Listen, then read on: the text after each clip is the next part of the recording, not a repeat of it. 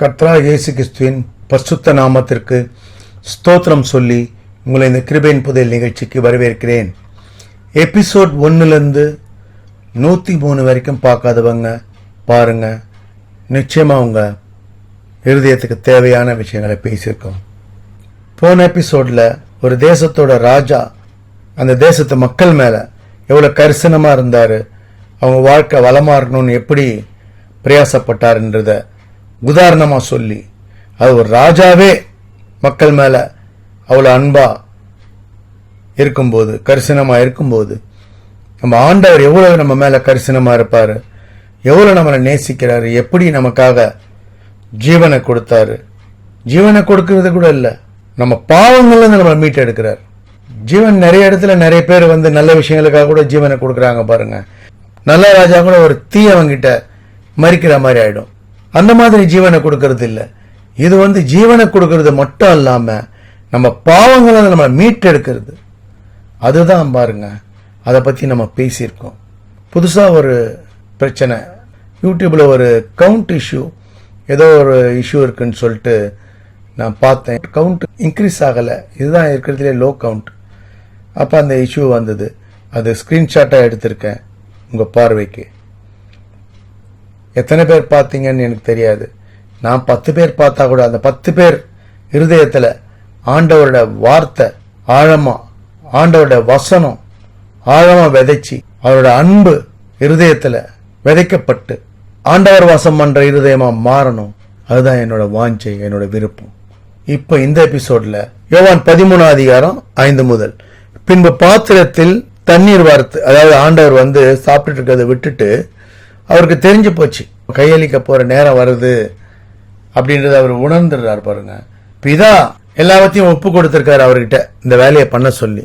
அதனால நம்ம செஞ்சு முடிக்கிற நேரம் வந்துச்சு, தேவனிடத்திற்கு போகிறோன்றத அவர் தெரிஞ்சிட்டு அப்ப பாருங்க என்ன பண்றாருன்னு. பாத்திரத்தில் தண்ணீர் வார்த்து சீசருடைய கால்களை கழுவவும் தாம் கட்டிக்கொண்டிருந்த சீலையினால் துடைக்கவும் தொடங்கினார். 6ஆம் வசனம். அவர் சீமோன் பேதுருவிடத்தில் வந்தபோது அவன் அவரை நோக்கி, ஆண்டவரே, நீ என் கால்களை கழுவலாமா என்றான். இயேசு அவனுக்கு பிரதியுத்தரமாக, நான் செய்கிறது என்னதென்று இப்பொழுது நீ அறியாய், இனிமேல் அறிவாய் என்றார். பாருங்க, அவர் ஒரு ஆண்டவர், அவர் அவங்க கால்களை கழுவணுன்ற அவசியம் இல்லை. ஆனா பாருங்க, அதாவது தன்னை தாழ்த்துறார். ஒரு எஜமான் ஒரு ஊழியக்காரனுக்கு இந்த மாதிரி செய்வாங்களா, செய்ய முற்படுவாங்களா?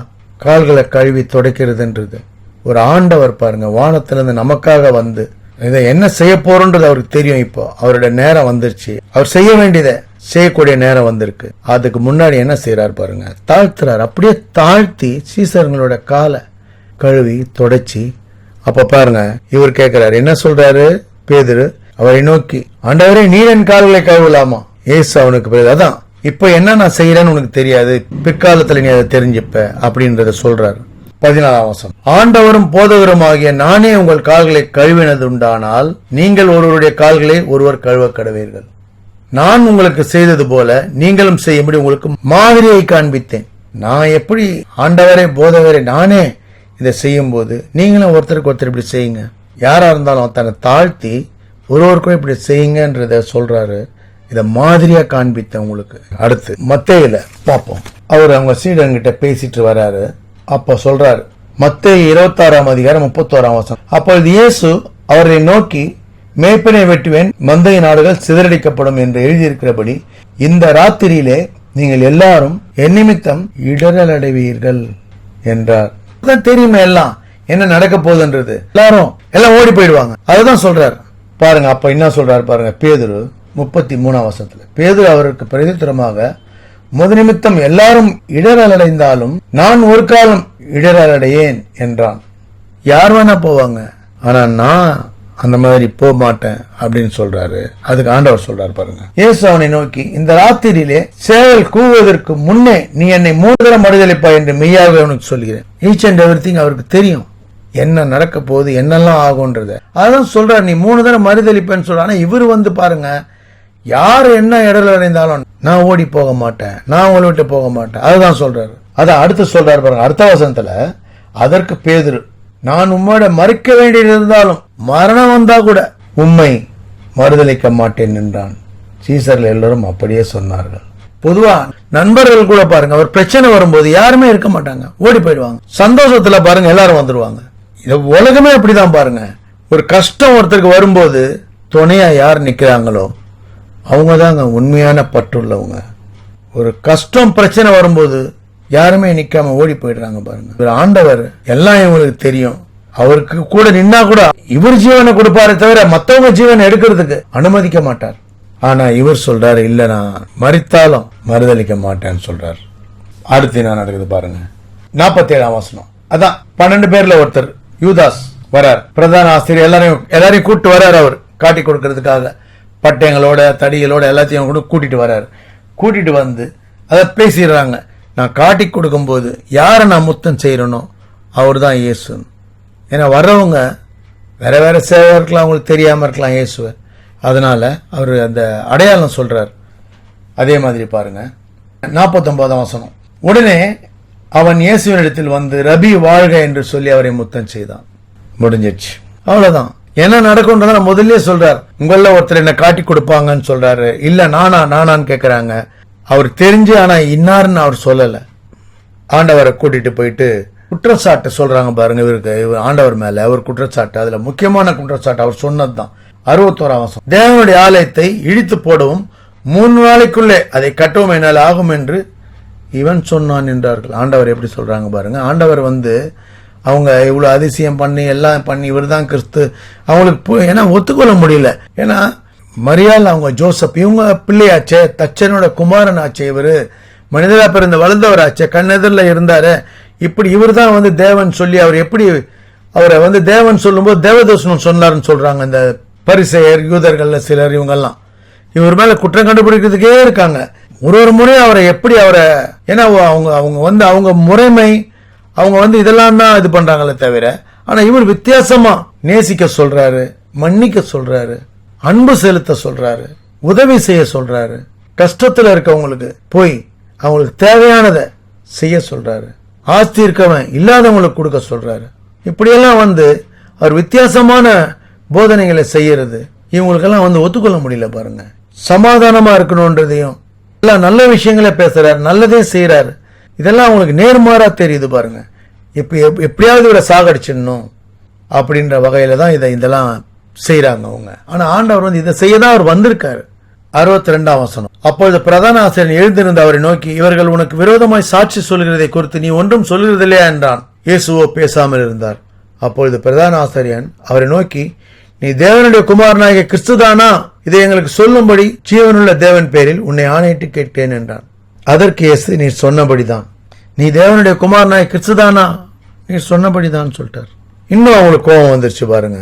இப்படி தேவதூஷணம் சொல்லிட்டாருன்னு சொல்லிட்டு இவர் மேல இன்னும் அவங்களுக்கு அப்பதான் சொல்றாங்க பாருங்க. அப்பொழுது பிரதான ஆசிரியன் தன் வஸ்திரங்களை கிழித்துக் கொண்டு, இவன் தேவதூஷணம் சொன்னான், இனி சாட்சிகள் தமக்கு வேண்டியது என்ன? இதோ இவன் தேவதூஷணத்தை இப்பொழுது கேட்டீர்களே. அதாவது ஆண்டவர் தேவதூஷணம் சொன்னார்ன்றதான் இவங்களோட குற்றமே. அவர் ஆண்டவர்னு சொல்றாரு, அவரே கிறிஸ்துன்னு சொல்றாருன்றதுதான். அது உண்மைதான் அவர் சொல்றாரு, உண்மையை அவர் சொல்றாரு. ஆனா அவங்க வந்து அத இவர் தான் கிறிஸ்து, இவர் தான் ஆண்டவர்ன்றத அவங்களால அக்செப்ட் பண்ணவும் முடியல, அதை வந்து அவங்களால தெரிஞ்சு கொள்ளவும் முடியல. அப்புறம் பாருங்க என்ன நடக்குது. ஆண்டவர் சொன்ன மாதிரி என்ன நடக்குது பாருங்க. 69ஆம் வசனம். அத்தருணத்தில் பேதுரு வெளியே வந்து அரமனை முற்றத்தில் உட்கார்ந்திருந்தான். அப்போது வேலைக்காரி ஒருத்தி அவனிடத்தில் வந்து, நீயும் கலிலேயனாகிய இயேசுவோடு கூட இருந்தாய் என்றான். அதற்கு அவன், நீ சொல்லுகிறது எனக்கு தெரியாது என்று எல்லோருக்கும் முன்பாக மறுதளித்தான். ஆண்டவர் 3 முறை சொன்னார் இல்லையா? ஃபர்ஸ்ட் ஒரு முறை மறுதளிக்கிறார். 2வது, அவன் வாசல் மண்டபத்திற்கு போன பொழுது வேறொருத்தி அவனை கண்டு, இவனும் நசரேயனாகிய இயேசுவோடு இருந்தான் என்று அங்கே இருந்தவர்களுக்கு சொன்னால் பேதுரு, அவனோ அந்த மனுஷனை நான் அறியேன் என்று ஆணையிட்டு மறுபடியும் மறுதளித்தான் 2ஆம் முறை. சற்று நேரத்துக்கு பின்பு அங்கே நின்றவர்கள் பேதுருவிடத்தில் வந்து, மெய்யாகவே நீயும் அவர்கள் ஒருவன், உன் பேச்சு உன்னை வெளிப்படுத்துகிறது என்றார்கள். 74. அப்பொழுது அவன் அந்த மனுஷனை அறியேன் என்று சொல்லி சபிக்கவும் சத்தியம் பண்ணவும் தொடங்கினான். உடனே சேவல் கூவிட்டு. ஆண்டவர் சொன்னா, நீ 3 முறை மறுதளிப்ப, அப்ப சேவல் கூவும். அதுதான் நடக்குது பாருங்க. உயிரையும் கொடுப்பேன்னு சொன்னார், நான் மரித்தாலும் நான் மறுதளிக்க மாட்டேன்னு சொன்னவர் 3 முறை மறுதளிக்கிறார். குட் ஃப்ரைடேன்னு சொல்றோம். எது குட் ஃப்ரைடே? உண்மையாவே குட் ஃப்ரைடே.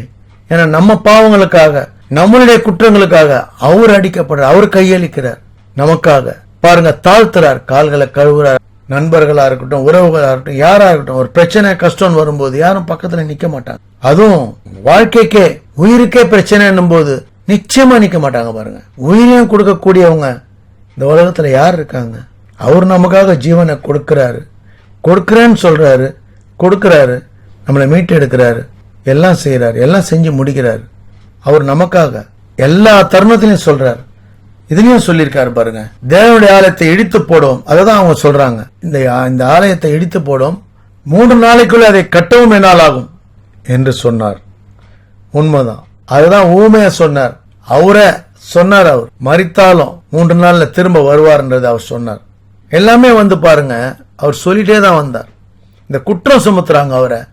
ஆனா அவர் நம்ம பாவங்களுக்காக, நம்ம அக்கிரமங்களுக்காக அடிக்கப்பட்டார். நம்மளை மீட்டெடுத்து நம்ம வளமா வாழும்படி, நம்ம வாழ்க்கை சமாதான சந்தோஷத்துல நிரம்பும்படி, எல்லா ஆசீர்வாதங்களும் நம்ம பெற்றுக்கொள்ளும்படி அவர் நமக்காக மரித்தார். இதுதான் வேதம், இதுதான் சத்தியம். தொடர்ந்து வாட்ச் பண்ணுங்க.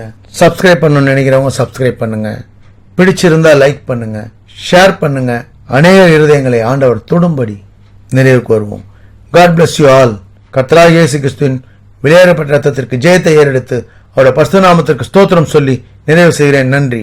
தேங்க்ஸ் ஃபார் வாட்சிங். தேங்க்யூ.